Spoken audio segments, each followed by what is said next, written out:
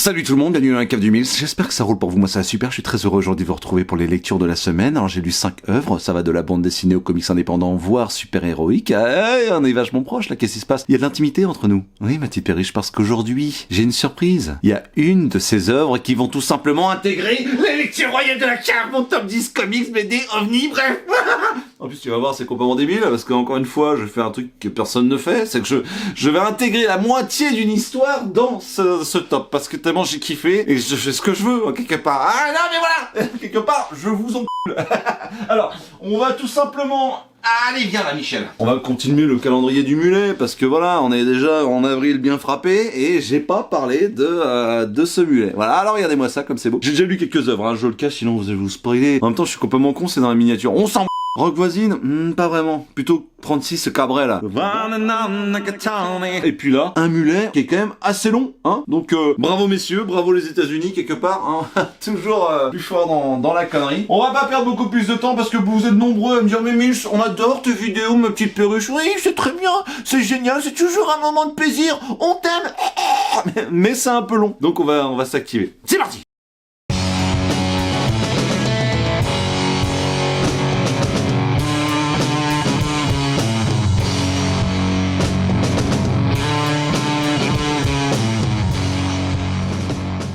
Et on commence immédiatement avec une œuvre que j'ai adorée. Oui, c'est pour ça que je t'en parle. Hein.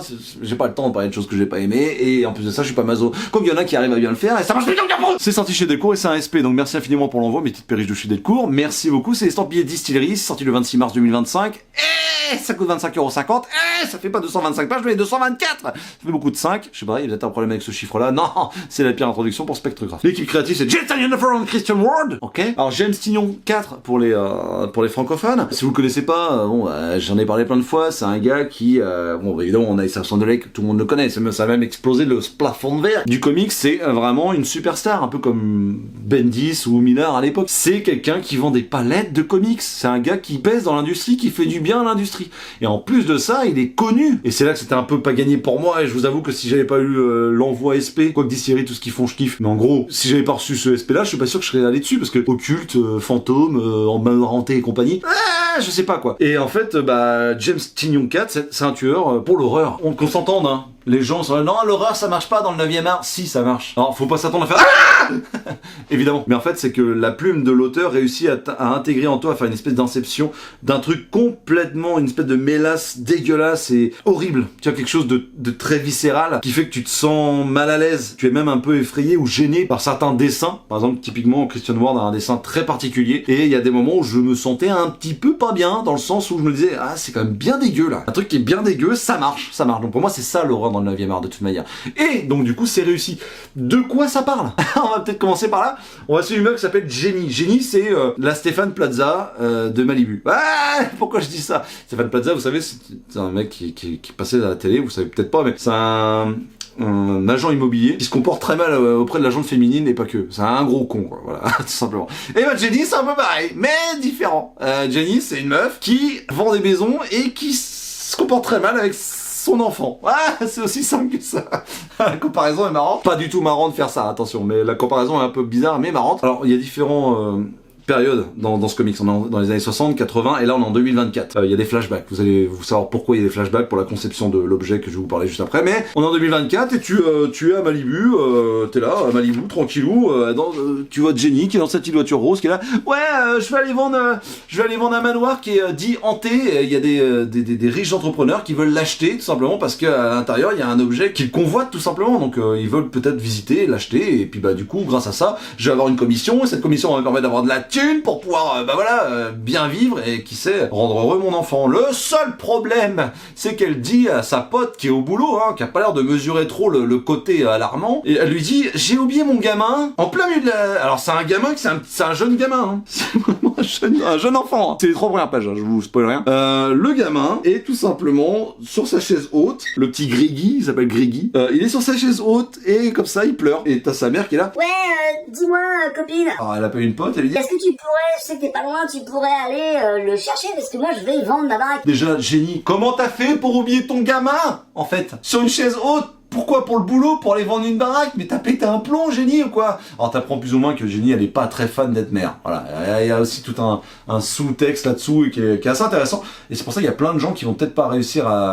avoir de l'empathie pour ce personnage-là, parce qu'ils vont pas réussir à se retrouver dans le personnage. Mais moi, c'est ce que j'aime, c'est que le personnage ait du caractère, peu importe s'il me ressemble ou pas. C'est-à-dire que moi, ce qui m'intéresse, c'est qu'il soit bien caractérisé, et c'est le cas. Donc du coup, elle appelle sa pote, et sa pote lui dit Ouais, mais moi, j'ai pas envie de me faire virer, en fait. même sa pote est complètement tarée, mais va sauver un nourrisson, va sauver le nourrisson là. Il va crever, putain, il va crever, je sais pas s'il y a un rayon de soleil qui prend un coup de chaud, il s'évanouit, il crève. Wow. Donc du coup, la Jenny, elle part au manoir hantée, dit hantée, puis elle découvre un mec qui est assez froid et une meuf rousse avec les futurs acquéreurs qui sont très badants, qui sont là, une espèce de petite troupe un peu chelou. Et du coup, elle lui dit bon bah écoutez, on va visiter le manoir, bah suivez-moi. Non, par contre, c'est nous qui faisons ça, vous dites pas un mot et machin. Jenny a deux doigts de dire bah non, je me casse, c'est moi qui décide la visite ou pas, et en fait au final non. Elle va suivre parce qu'elle dit bon bah il y a trop de thunes en jeu quoi, t'imagines? Si elle touche 1% du bien qu'elle a vendu, déjà c'est une fortune quoi. Donc elle suit la meuf rousse qui est là, une femme un peu fatale, un peu chelou, un petit peu gothique sur les bords. Il y a vraiment ce délire de secte occulte. Le côté, tu vois, la meuf qui est rousse là, elle y va par intérêt. Il y a quelque chose, elle a la peau très blanche, elle est habillée en noir, un peu sexy, un peu glam. Jenny, elle va suivre cette meuf là dans le manoir. Les plans du manoir, c'est un peu construit comme une espèce de cellule photographique. C'est très bizarre à dire, mais dedans il y a un objet que tout le monde convoite. C'est une espèce de demi-sphère comme ça. Quand tu te regardes dedans, bah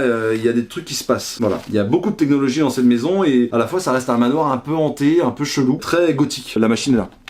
Cette machine, c'est le propriétaire qui est décédé. Ce propriétaire-là, à l'époque, dans les années 1960, quand il a commencé, et puis 80, quand il s'est passé un truc, et ben en fait, dans ce manoir-là, ce gars-là avait tout simplement décidé avec son mec. D'ailleurs, on va avoir le couple de ces deux gars-là qui va être très très bien construit, et tu vas comprendre pourquoi il y a autant de malheur autour de ce manoir. C'est hyper bien fait, hyper bien expliqué. Bah, tu vas comprendre que le gars a fait énormément de recherches pour réussir à créer la vie un peu éternelle sous forme de fantôme. Voilà, je vous en dirai pas beaucoup plus. Jenny et cette meuf là vont aller voir cet objet là. Il va se passer quelque chose qui va faire qu'ils vont être enfermés dans ce manoir. Voilà. Donc elle va se retrouver enfermée dans ce manoir avec son gamin qui est chez elle et qui pleure. Donc là ça commence à être un peu dramatique si tu veux. Ça commence à être un peu dramatique parce qu'elle commence à se dire Merde, en fait, j'ai pas une bonne mère. Ah merde, fais chier, il va falloir que je rentre à la maison. Attends, putain, tous mes portes sont fermées, je suis bloqué dans le manoir. Évidemment, il y aura plein de choses complètement mystérieuses, complètement occultes, sombres, dark, vraiment badantes. Et du coup, elle va commencer à flipper pour sa vie. Et elle va commencer à se remettre en question sur sa situation maternelle, quoi. Est-ce qu'au final, bah, elle s'en veut pas un petit peu et elle commence à s'attacher à ce mouflon? Et ben peut-être. Mais tu vas faire des allers-retours entre le passé et le présent. Et tu vas comprendre énormément de choses. Et franchement, c'est assez efficace, je dois bien avouer que c'est assez efficace. Toute l'histoire m'a quand même vachement plu, je vous en dirai pas beaucoup plus parce que j'ai pas envie de vous spoiler, mais je vous conseille absolument de lire ça parce que tu vas comprendre que ça parle de l'aliénation quand on est un peu différent, que ce soit physiquement, psychologiquement ou autre, ou par rapport à ses goûts, ses affinités, en fait tu vas voir il y a une sorte d'aliénation dans la société, et ça va parler de ça. Ça va parler de toutes les personnes un petit peu creep, toutes les personnes un peu rebuts de la société qui décident de se regrouper pour une cause bien plus grande, pour réussir à exister et à toutes les croyances que tu peux te faire quand bah, tu t'attaches à ce que tu peux. Et c'est vachement bien foutu, et en plus de ça, moi j'ai trouvé que la fin appelait à une suite. Un one shot, hein, c'est un début, un milieu, une fin, il n'y a pas de numérotation, c'est une histoire complète. Mais franchement, je serais vraiment hyper content s'il pouvait y avoir une suite. Et bah, comme vous voyez, le dessin est très très très spécifique. Voilà. Beaucoup de découpage en petites cases façon gaufrier, un mélange entre le tradi et des textures numériques. Il y a quelque chose de bien foutu, et vous voyez, franchement c'est hyper beau, la mise en page est très très stylée. Bah voilà, c'est limpide, c'est fluide, le dessin est stylé, faut aimer hein, le style, hein, je l'entends. Je vais pas vous montrer trop, j'ai pas envie de vous spoiler, mais regardez-moi ça comme c'est beau quoi. Voilà. T'as des pleines pages comme ça, avec un gaufrier, avec un fond blanc, puis un fond déjà dessiné, avec des cases par-dessus. Il y a vraiment une sacrée dynamique dans tout ça, et ouais, c'est une histoire qui est très efficace. J'aurais pas misé grand-chose là-dessus, mais franchement...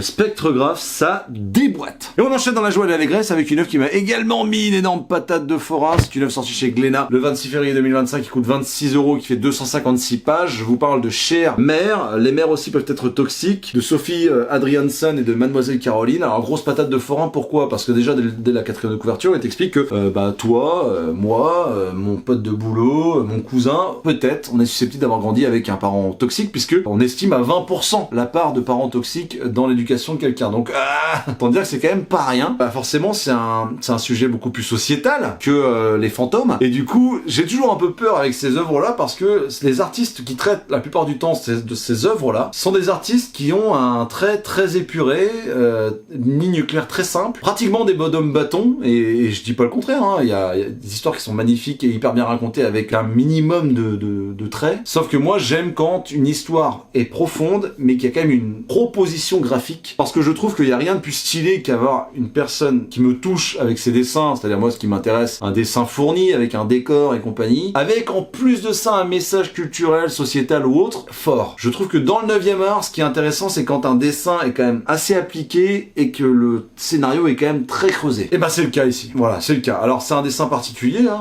On est à mi-chemin entre un travail très très fourni en termes de décor et de personnages et compagnie, donc dans le dessin, et quelque chose de très épuré. On est entre les deux, mais en plus de ça, il y a une patte qui est hyper intéressante, parce que tu vas suivre cette meuf qui s'appelle Alix, et cette meuf qui s'appelle Alix a un copain, qui a un mari qui est aimant, elle a des enfants qui l'aiment aussi, une sœur qui l'aime, tout le monde l'aime, donc tout le monde va bien, sauf une personne. Elle a une mère et un père qui sont divorcés, son père est adorable également, et aimant, mais sa mère est une vraie connasse.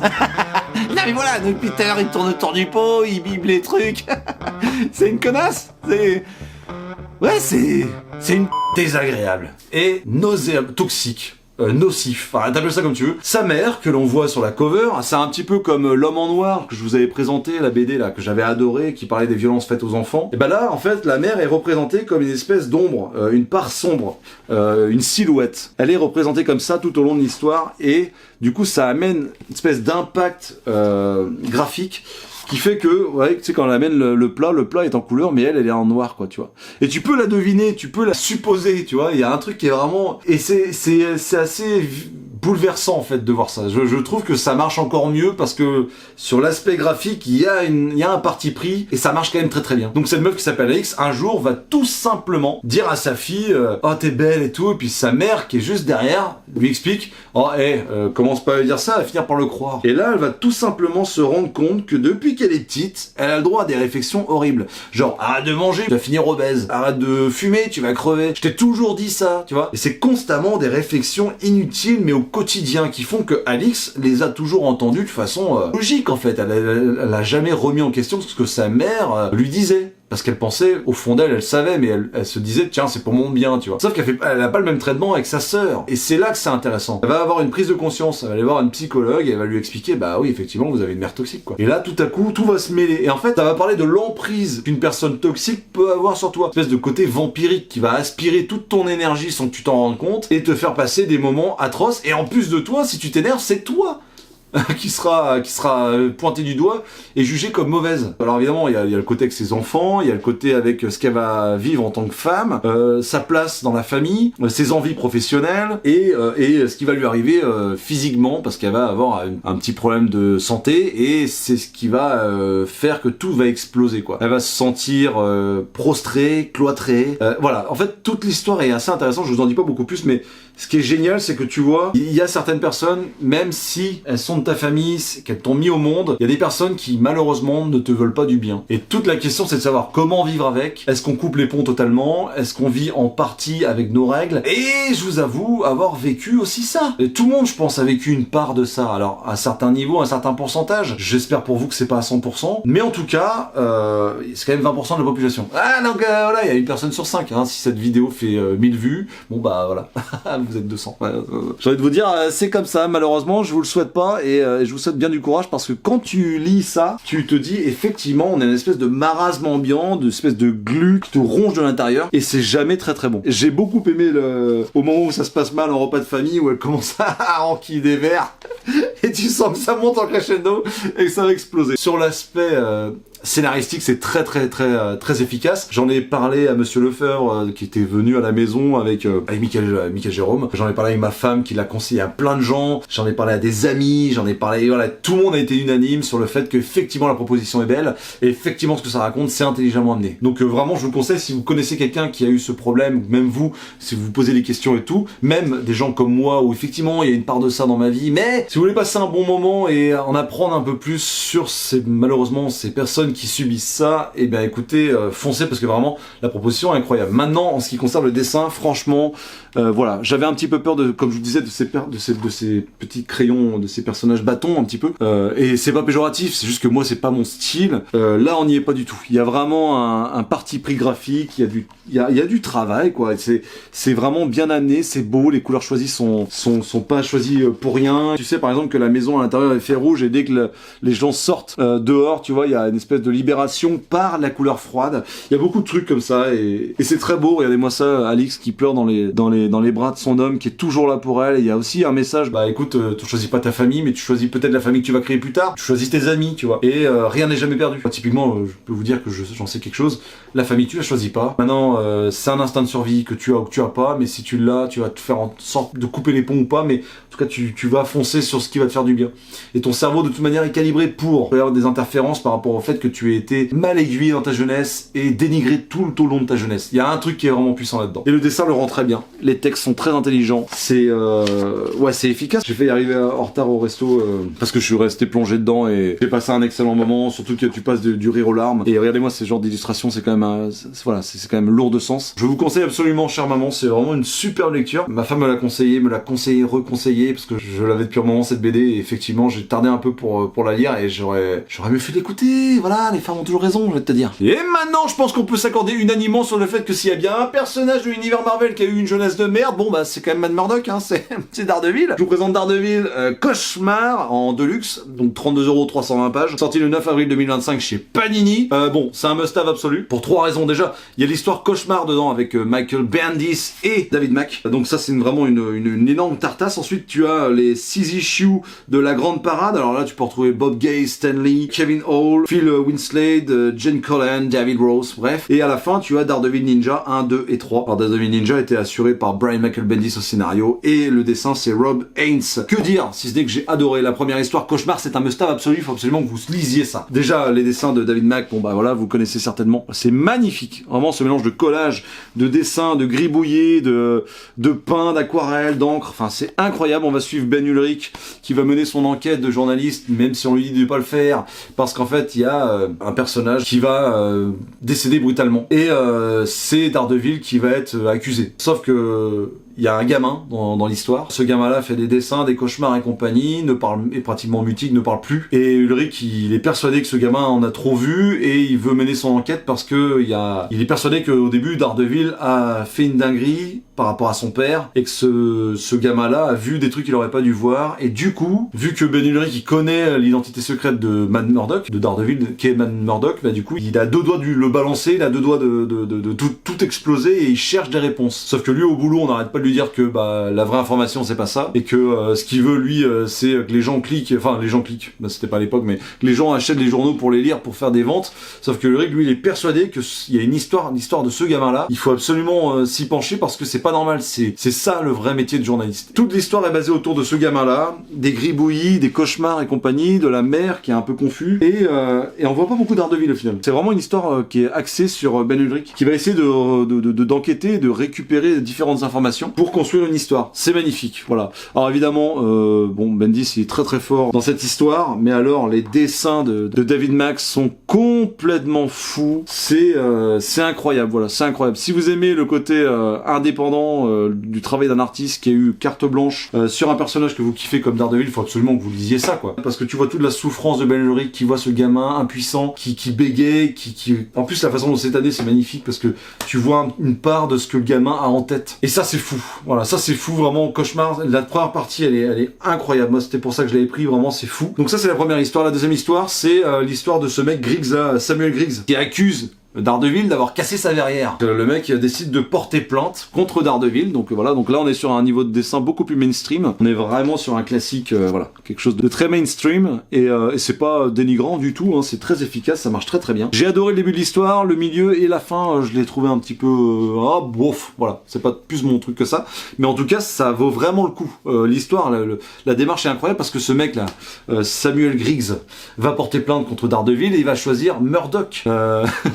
Foggy Nelson et Murdock quoi. Pour défendre donc Daredevil va trouver une avocate et être représenté par une avocate et Matt Murdock va représenter Samuel Grist qui va se battre contre Daredevil pour le faire tomber quoi. Du coup forcément Foggy il est là genre mais merde qu'est-ce que tu fais Matt, t'es complètement fou, tu peux pas être à deux endroits en même temps tu vois. Et donc du coup il y a tout un espèce de petit scénario qui va s'articuler autour de la double personnalité qui est plus présente que jamais par rapport à Matt Murdock. Et ça c'est vraiment intéressant. C'est vraiment intéressant, j'ai beaucoup aimé cette histoire. Et si vous aimez voilà, parce que vraiment il y a quand même des pages qui envoient du steak. Moi je suis en train de dire que effectivement j'aime un peu moins le dessin parce que c'est plus mainstream et c'est moins marqué. C'est plus ce qu'on a l'habitude de voir. Il y a quand même un travail qui est monstrueux, on va pas se mentir. Les personnages sont magnifiques. Et puis le diable de Hell's Kitchen, le voir habillé comme ça, vraiment comme un vrai diable monstrueux, assis comme ça dans un café à boire un petit café avec son avocate, ça vaut le coup. Juste la fin, voilà, je m'attendais à autre chose, mais au final j'ai quand même pas été déçu. Et puis il y a des petits ressorts comiques, voilà, il y a des petits ressorts comiques. Et Daredevil c'est toujours un plaisir parce que ouais, c'est un mec qui est tourmenté, c'est un personnage qui est toujours très intéressant. Et encore une fois là, il a été très bien servi. Et puis cette troisième histoire avec Daredevil Ninja, bon, je t'avoue que c'est un peu moins ma tasse de thé. Peut-être que c'est le dessin qui a pas aidé aussi parce qu'il y a une ligne beaucoup plus claire, quelque chose de beaucoup plus, tu vois, les fonds sont beaucoup plus unis, il y a moins de détails et compagnie. Et puis l'histoire de droguer Daredevil pour réussir à avoir ce qu'on veut par rapport à cette petite équipe de ninja et tout, c'est intéressant, mais ça casse pas trop pattes à un canard. Après, c'est que 3 petites issues, là, c'est l'équivalent de 3 issues, donc sur 320 pages. Si tu me demandes tout simplement est-ce que c'est un oui, c'est un non, c'est totalement oui, fonce immédiatement sur Daredevil Cauchemar. Et on avance, on perd pas de temps, je t'avais dit que je ferais un épisode court, c'est ce que je vais faire, un petit perruche. On est en train de mettre les bouchées doubles, bim, Electric Mills, cette BD est faite pour moi, regardez-moi ça. Electric Miles, Wilbur, chez Glénat, sorti le 2 avril 2025, 20,50€. Regardez-moi déjà la cover comme elle est belle. T'as pas envie de lui croquer des petites babines à ce petit chien là? Oh, il est trop mimi comme tout. Dans le monde fastidieux et merveilleux de la franco-belge, il y a des duos qui fonctionnent et Muri et Bruno en font partie, tout simplement. Glénat, jusqu'à présent, c'est quand même la maison des idées un peu stylax, on va pas se mentir. C'est un thriller polar fantastique, il y a un petit côté Philippe K. Dick dans le délire. C'est quand même bien branlé, on va pas se mentir. On est à Los Angeles en 1949. Regardez-moi le dessin déjà. Vous allez trouver complètement amoureux. Moi, ça a un coup de cœur artistique, je vous le dis directement. Voilà, c'est magnifique. On va suivre un mec qui s'appelle Maurice Millman qui va croiser, donc agent littéraire, qui va croiser ce gars-là, donc ce gars qui est là, qui s'appelle Wilbur Ash Arbogast, qui est un ancien écrivain à succès, qui était hyper prolifique à l'époque. Il bossait il écrivait pour des pulps outstanding. À la fin, on voit les covers. Regardez-moi ça comme elles sont belles. Alors, ils nous gâtent, Ils nous gâtent de ouf. Franchement, chaque petite cover comme ça, t'as envie de les accrocher dans ta baraque en énorme. Ouais, très très beau. Donc ce gars-là, il écrivait des histoires et il a arrêté du jour au lendemain, voilà comme ça. Alors on va savoir plus après, mais je peux pas vous dire. Il y a que 104 pages, je vais pas non plus vous exploser de petits détails croustillants qui va vous gâcher la lecture. Donc ce gars-là, qui est agent littéraire, va dire cet ancien écrivain en disant mec, putain, j'adore ce que tu fais, faut vraiment que tu reviennes, tu veux pas venir chez moi et tout. Le gars il dit non, c'est bon, c'est mort, j'arrête. Allez, s'il te plaît. Écoutez monsieur, vous êtes hyper sympa, si je détenais le monde entier, je vous en donnerais 10%. C'est ce qu'il lui dit, tu vois. Donc déjà la façon dont la plume est quand même assez bonne, quoi, assez acérée. Il y a une façon d'exprimer les émotions et une façon dont les personnages ont parlé entre eux qui réussit à caractériser sans en dire de trop. Il y a des gens imbuvables, des profils qui sont très bien caractérisés comme cette espèce d'énorme merde qui veut absolument qu'il signe et au final il va se faire envoyer chier. Donc l'agent littéraire va pas arrêter de bourrer le mou à Wilbur Alburgest là, et à la fin il va dire non, je peux pas vous donner ce que j'ai écrit là parce que si je vous donne ça, c'est une œuvre, si vous la lisez vous allez vous suicider, vous allez mourir en fait. C'est une œuvre tellement puissante que vous en tant qu'humain vous n'êtes pas prêt. Le gars il dit non mais attends, c'est quoi ces conneries et tout. En fait tu te rends compte que le gars veut créer une espèce de religion grâce à ce texte et que ce texte est tellement puissant et peut changer tellement ta vie que c'est même dangereux de publier ce qu'il a en réserve, quoi. Bah, tu vois, c'est complètement puissant. Et la femme de Maurice, donc l'agent littéraire, va se laisser un petit peu séduire par la proposition et va lire ce texte. Qu'est-ce qui va se passer par la suite? Je ne vous en dis pas plus, ce n'est qu'un premier tome. Molo Lastico. Donc l'histoire est incroyable. Cet ancien écrivain à succès qui tout à coup croise le chemin d'un agent littéraire qui lui dit il faut absolument que tu rebalances tes textes. Là tu lui dis non, mes textes sont tellement puissants que c'est dangereux presque. Bah forcément moi ça me hype, c'est incroyable. Ça parle du milieu de l'édition, ça parle du rapport qu'ils ont par rapport aux œuvres, à leur œuvre, quels sont les objectifs en fait de l'écriture de cette histoire. Il y a beaucoup de projets là-dessus, puis il y a une énorme part de mysticisme, d'onirisme qui est bouleversante. Le chien, par exemple, voilà, je vous en dis pas beaucoup plus, mais le chien, Le chien il me fait bader. Il y a plein de choses qui me font bader. Il y a beaucoup de choses qui me font bader. Et en même temps, ça m'alerte, ça me titille. Et j'ai tellement hâte à la suite. La ligne est incroyable. La ligne claire est incroyable. C'est prodigieux hein, le dessin. Vraiment, c'est incroyable. J'ai passé un excellent moment. Je vais pas vous en dire beaucoup plus, mais vraiment, j'ai passé un excellent moment. Le dessin de Bruno, il est complètement envoûtant. Comment on peut réussir à faire des lignes claires, assez épurées, avec un fort travail d'ombrage. Je sais qu'il est sorti aussi en grand format en noir et blanc. Et je pense que ça peut être très intéressant de le lire en noir et blanc également. Comment on peut être aussi efficace avec une ligne claire et un ombrage aussi prononcé, tout en y mettant énormément de vie avec les éléments de décor. Parce qu'il y a vraiment un amour, je trouve, pour les décors, pour le mobilier, pour le travail sur le mobilier urbain, sur l'entourage des personnages, qui font partie également de l'histoire. C'est vraiment passionnant, voilà. C'est à chaque fois juste, il n'y a jamais trop ni pas assez. C'est très très beau, et puis bah, bon, je vous disais, le noir et blanc, moi c'est pas trop mon délire, mais je serais curieux de le voir. Je vous avoue, les couleurs, moi ça m'a mis une claque, ça m'a mis une tarte. Qu'est-ce que c'est beau, là, le simple fait d'avoir éclairé comme ça la page avec les éclairs et d'avoir, tu sais, cette dichotomie entre eux, et ça t'amène très très loin. C'est vraiment réussi, c'est très réussi. Donc voilà, bravo Nuri, bravo Bruno, bravo Glénat, c'est encore une fois un sans faute, décidément. J'ai passé un super moment. Pareil, hein, je l'ai lu d'une traite, j'ai pas su m'arrêter. Pourtant j'aurais j'aurais dû, parce que j'avais des trucs à faire. Non mais j'étais envoûté, c'est vrai que j'étais aspiré dans l'œuvre, et du coup d'un coup j'ai plongé dedans, et puis puis après je me suis réveillé. Pardon. Et j'étais en train de serrer son cou. Et les mains. Et il était tout bleu. Et j'ai pas réussi à m'arrêter. Et je sais pas pourquoi j'ai fait ça. Allez, c'est une œuvre qui faut pas mettre entre toutes les mains parce qu'elle fait faire des trucs complètement dingues. Et je voulais pas, parce que c'était quand même le frère du copain de mon pote, de la sœur de ma cousine. Et j'ai flippé, j'ai appelé les flics. Oh voilà, c'était un chic type, et vraiment, c'est vrai que... Pardon, mais... Ouais, ça m'a inspiré, quoi, c'est... Pardon, putain. Désolé, pardon, Ouais, c'est... Bah, lisez Electric Minds, quoi. Et c'est maintenant, le petit perruche. C'est maintenant qu'il y a une œuvre qui va rentrer dans le top 10 des lectures royales de la cave. Je suis trop excité, je suis trop content. Pardon. Oui, Roger.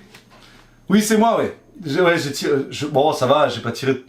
Oui, ça fait longtemps. Avant, c'était tous les deux... Hein? Ouais, non, ça va. Toi aussi? T'es revenu de Dunkerque, j'ai vu les photos, là. Ah, sympa, t'étais bien déguisé. Ouais, ça marche. Oui, bah, je te dis à tout à l'heure. Bah, je passerai boire un coup, ouais. Ça marche. Ça roule, bise. Ouais, salut. Salut, Roger. C'est maintenant! C'est un peu excitant, on va pas se mentir, hein, putain.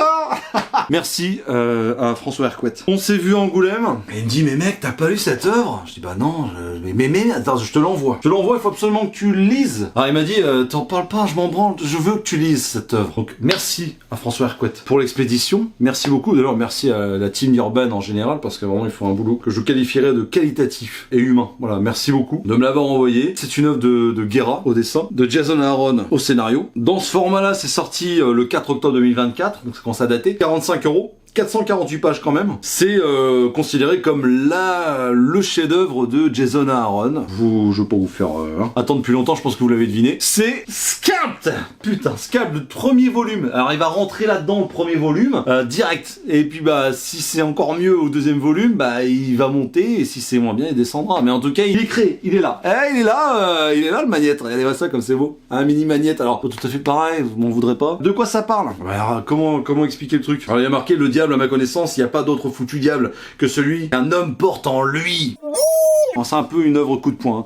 On va suivre Dashield qui va se barrer de sa réserve indienne. Alors, on peut parler des natifs américains hein, et des réserves indiennes. Là, on va parler de la réserve de Prairie Rose. C'est une œuvre qui est putain, mais qui est coup de poing. Si vous avez aimé Thousand Bastard, vous allez kiffer encore plus Scalped. Déjà parce que l'œuvre est terminée de chez terminée là. Et tout le monde est unanime quoi. C'est dans le dessin de Guerra, c'est quelque chose. Voilà. Et de la narration de Jason Aaron qui sait parler des pays reculés dans lesquels on retourne et dans lesquels il s'est passé énormément de choses et pas forcément du positif et comment on grandit avec ça et comment on voit la vie. Donc là on va suivre ce mec qui s'appelle Dashield qui va revenir à Prairie Rose après plus d'une dizaine d'années je crois. Il a fui cette réserve indienne tout simplement parce que c'était la misère. Il allait pas s'en sortir, c'était une catastrophe, il fuyait plein de choses et il en avait ras-le-bol de ce marasme dans lequel il traînait et voilà, il s'est barré. Il revient en tant que policier sous le joug d'un mec qui s'appelle Red Crow. En gros, Dashield il est dans la police tribale et qui est gérée par Red Crow et Red Crow il gère cette police là plus la mafia et le casino qui est en train de se monter au sein même de Prairie Rose dans l'idée que alors, toutes les personnes que je viens de te citer c'est des natifs américains mais dans l'idée qu'on arrête avec la tradition indienne et qu'on passe un cap et qu'on a en gros dans l'idée d'arrêter de s'accrocher à une culture de natifs américains qui est en train de se mourir. En gros, c'est l'idée. Et le Dashield, alors je vais l'appeler Dash, mais Dash, il est loin de faire unanimité. Il a fait énormément de mal autour de lui. Il y a énormément de prostitution, énormément de laboratoires de méthadone, de cette drogue, et du coup, il est chargé d'arrêter les gens à coups de flingue, il bute des gens, à coups de C4, ça explose dans tous les sens, il défonce des gueules, il y a de la prostitution dans tous les sens, il y a évidemment des gamins qui errent comme ça dans les rues, et on va suivre ce gars-là qui revient dans sa réserve et qui va croiser sa mère qui a une importance capitale dans l'histoire, qui a une relation amicale ou pas, vous verrez, mais par rapport à Red Crow, et c'est bouleversant cette œuvre, elle est bouleversante parce qu'elle te parle des réserves des natifs américains qui existent toujours encore aujourd'hui et on t'explique les terribles problèmes de précarité, d'hygiène, de nourriture, d'éducation, de tout ce que tu veux. On t'explique tout ça de la façon la plus brute qu'il soit avec en suivant et en incarnant page après page un mec qui s'appelle Dash qui est un peu un énervé, un punk, quelqu'un qui a de la rage envers ses origines. En fait c'est un écorché vif et il a trouvé comme bouc émissaire la tradition et en même temps il a une haine profonde envers l'homme blanc qui et en plus de ça il va devoir jouer sur plusieurs tableaux par rapport à l'homme blanc mais je t'en dis pas beaucoup plus parce que évidemment que les hommes blancs ils font tout pour que les natifs américains se tirent dans les pattes comme ça ils foutent un peu le bordel, c'est un peu comme le gouvernement français avec les français tu vois, ils foutent tout le monde en l'un contre l'autre et puis tu sais ils sont là avec leur flûte de champagne tout en haut de leur palace. Combien de pauvres et sont en train de se foutre sur la gueule. Oui voilà, c'est un peu ce délire là parce qu'on va rencontrer des sphères policières beaucoup plus hautes que le simple shérif du comté quoi. C'est incroyable, c'est brut, c'est un chef-d'œuvre. Ah, je vous le dis comme ça, sans détour, c'est un putain de chef-d'œuvre. Alors j'ai demandé, la suite est tout aussi bonne que le début. J'ai vraiment hâte dans ce format magnifique qui est le format urbain. Il y a plein de gens qui l'aiment pas, il y a plein de gens que j'ai rencontrés qui aiment bien le format comics et tout, parce que c'est quelque chose d'unitaire et d'identifiable. Moi j'adore ce format, je suis fan absolu de ce format. Je comprends que 45 balles ça sort pas du cul d'un poney, mais je vous assure que Scalp c'est une dinguerie. C'est tellement bien écrit, c'est tellement violent. Tu peux pas être plus proche de la white trash américaine dans le côté natif américain. Quand t'as une femme qui est nue, elle est dessinée de façon nue quoi. Quand il y a une cervelle qui explose, ça explose. Quand c'est cru, c'est cru. Quand il y a des bagarres de gang, ça explose dans tous les sens. Il y a des histoires tragiques autour de la jeunesse. On va évidemment y avoir des flashbacks parce que tout va être hyper bien caractérisé. Tu te doutes bien que là c'est 448 pages, il y a un deuxième volume à venir derrière. C'est une histoire sur le long terme en fait. C'est une histoire qui a été réfléchie, tout a été posé, tout a été ancré. C'est incroyable. C'est tout à fait incroyable. Scalp là, je sais pas là, parce que bon là je vous montre quand même des images parce que sinon je vais faillir à mon devoir, mais je veux faire cette vidéo assez rapidement, mais c'est compliqué quand tu es une œuvre avec autant de qualité. T'as envie de rester des heures et des heures à parler de cette œuvre. C'est vraiment pour tous les amoureux du 9e art et qui s'intéressent un petit peu comme moi, et je sais pas pourquoi je me sens proche de cette cause natif américaine, je sais pas pourquoi, je sais pas l'expliquer, j'ai pas de relation, de lien, d'ancêtre et tout, mais je ne sais pas pourquoi, peut-être le rapport à la nature et ce monde qui va à 1000 à l'heure et qui prend pas le temps de se poser les vraies bonnes questions, et toute cette idée un petit peu spirituelle que les Indiens peuvent avoir, que les natifs américains peuvent avoir, je l'ai peut-être aussi moi au plus profond de moi-même. Et pour la petite histoire, j'avais été voir, on m'avait offert un massage un petit peu chamanique à l'époque. Et la meuf elle chantait autour de moi et elle m'avait dit que j'étais dans une autre vie, j'incarnais un espèce de pirate qui est au contact des Indiens d'Amérique pour faire du marchandage et que j'avais beaucoup d'amis là-bas. C'est pas cette histoire. Donc écoute, j'étais un peu choqué quand la meuf m'a dit ça, parce que c'était un peu flippant, je sais pas si vous l'avez déjà fait, dis-moi dans les commentaires, mais vraiment c'est un peu bizarre. Tu ressens des trucs mais en même temps c'est pas vrai, en même temps tu sais pas, du coup je suis assez ouvert sur ce genre de truc, tu vois, mais... Du coup, je sais pas, c'est pas depuis ce jour-là que j'aime les natifs américains, c'est depuis toujours, mais effectivement, ça pourrait venir de là. C'est toutefois, on est ouvert, mais en tout cas, c'est une histoire incroyable. Vraiment, il y a rien à acheter, et puis malheureusement, encore une fois, hein, ce Dashield, qui est, lui, est devenu flic tribal dans cette réserve de Prairie Rose, dirigé par Red Crow, et ben en fait il va avoir beaucoup de choix assez immondes à faire. Il va devoir servir les intérêts de ce gros mafieux qui s'en met plein les poches et qui profite vraiment de son peuple. Et en même temps à côté de ça il va devoir jouer un double jeu et c'est incroyable. Le dessin est fou. Il y a quelque chose de très puissant dans son dessin. Je trouve qu'il est assez anguleux mine de rien. Il y a énormément de petits points et de détails un peu à droite à gauche. Ce qui amène énormément de texture aussi à beaucoup de choses. Et ouais, même sur les visages, tu vois, il les dessine de façon un petit peu tout le monde a morflé. Ils sont balafrés dans tous les sens, ils ont des impacts. Enfin voilà, tu sens que la vie est très très compliquée, très très rude. Et de toute manière, même la colo et tout, c'est incroyable. Vraiment, tout est incroyable. Tout est fou. En tout cas, j'ai le petit magnète qui est ici. Où c'est que je vais le mettre, mon pote? En attendant, où c'est que je vais le mettre? Voilà, tout simplement. Moi, je pense sincèrement que... Alors... Aucune tombe assez profonde va sortir, on est d'accord. De toute manière, elle va sortir. Vraiment, fallait bien que ça bouge. Pour moi, est-ce que c'est mieux qu'aucune tombe assez profonde? Oui. Mieux que Friday? Oui. Mieux que Why the Last Man? Oui, je pense, mais je l'ai pas encore relu. Mieux qu'un long Halloween? Oui, parce que tenir sur la longueur comme ça, c'est un gage de qualité déjà. Ok? Mieux que le Punisher? Bourne? Ah oui, oui. Au-dessus de Gotham Central? C'est kiff-kiff. C'est kiff-kiff pour l'instant, donc je pense que je vais le mettre là. Voilà, tout simplement. Donc en 2, 4, 6ème position pour le moment, mais ça va bouger. Si c'est toujours aussi bon, ça va bouger. Et c'est ça qui fait plaisir. Donc là, ça descend. Aucune tombe assez profonde qui sort. Et tu te dis, mais attends, quand même, Mills, c'est quand même vachement dommage. T'inquiète pas, ma perruche. J'ai une idée. C'est pas compliqué, mon pote. Qu'est-ce qu'il a fait, mon vieux Mills? À ton avis? Allez, viens là, toi. Ah, derrière. Pas folle la guêpe. Parce que ça va bouger, parce qu'il y a énormément de choses, parce que j'ai pas envie de balancer les manettes à la poubelle, c'est pas bon pour la planète. J'ai fait les archives. Sous-entendu, les archives de la cave. Et on va tout simplement mettre les magnettes aux archives. Voilà, tout simplement. C'est une façon de garder le magnète et la lecture, parce qu'évidemment, rien n'est acheté. C'est encore une fois pas comparable. Il y a rien à mettre à la poubelle. Il y a pas de poubelle dans ces œuvres-là. Tout ce qui est là et qui en sort, ça reste des pépites absolues. Et au bout d'un moment, le principe, c'est juste d'en parler. Donc, aucune tombe assez profonde, ce sera dans les archives. Ça fait plutôt plaisir. Et puis, bah, lisez. Aucune tombe assez profonde. Je pense que j'en ai fait suffisamment de pub. J'en ai parlé dans 2 podcasts et sur ma chaîne. Je pense que vraiment, si c'est pas moi qui ai forcé la vente, je sais pas qui. Voilà, tout simplement. Scalp volume 1, j'ai absolument hâte au tome 2. Tout le monde me dit que c'est bon du début jusqu'à la fin. Merci à François Hercouet de me l'avoir envoyé, de me l'avoir proposé, de m'en avoir parlé. Et il était curieux d'avoir mon avis. Bah voilà, tu l'as François, et excellent choix, bravo. C'est une dinguerie, et le fait de l'avoir mis comme ça en grand format, putain, mais quelle tuerie quoi, quelle tuerie. J'ai vraiment kiffé. Et puis surtout qu'à la fin, frérot, ça s'arrête pas là. Hop là. Après, t'as la petite série de couvertures qu'on connaît évidemment, et où la fiction hardboiled du peuple Oglala. Et tu as énormément, tu vois, il y a une post-face et tout. C'est incroyable. Vraiment, c'est incroyable. Et évidemment, il y a un cliffhanger de fou furieux, parce que ça reste Jason Aaron, un espèce d'énorme boss. Et j'ai qu'une envie, c'est de lire la suite. Electric Mice! Putain, quel plaisir aussi, quel plaisir, ça m'a fait perdre la tête ce truc. Vraiment, c'est incroyable. On est chez Panini là, Cauchemar.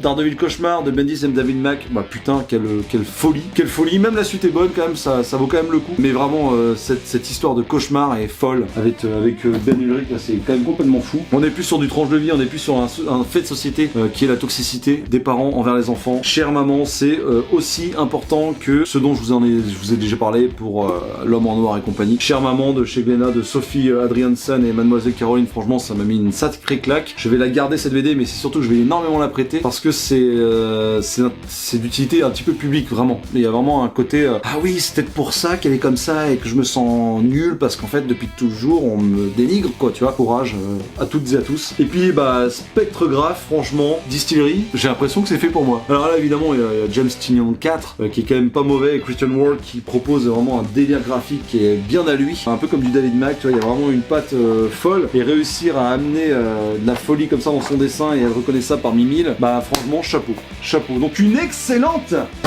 sélection. J'ai dit que je faisais une vidéo pas trop longue, et j'espère que j'ai tenu ma parole. Sur ce, merci d'avoir regardé cette vidéo jusqu'au bout, mes petites perruques. Vous êtes adorables, vous êtes de plus en plus nombreux à m'envoyer des messages, à commenter, liker, partager. Vraiment, c'est adorable. Vous m'envoyez plein de messages privés. Allez-y, y a pas de problème. C'est toujours avec un grand plaisir. Merci. Voilà. Il saura se reconnaître. Merci infiniment pour ce moment qu'on a passé ensemble, parce qu'il m'arrive de rencontrer quelques personnes qui sont abonnées à la chaîne et c'est toujours un véritable plaisir. Merci beaucoup, c'était vraiment un super moment. N'hésitez pas à me dire si vous avez lu l'une ou plusieurs de ces œuvres-là et on va en débattre dans les commentaires avec grand plaisir. Dites-moi, évidemment, comme toujours, vos petites pépites de la semaine, quels sont vos conseils que je puisse agrandir mon espèce de liste immense, ma petite perruche, ça devient n'importe quoi. Sur ce mot, je vous fais d'énormes bis, prenez soin de vous et je vous dis à très bientôt dans la cave.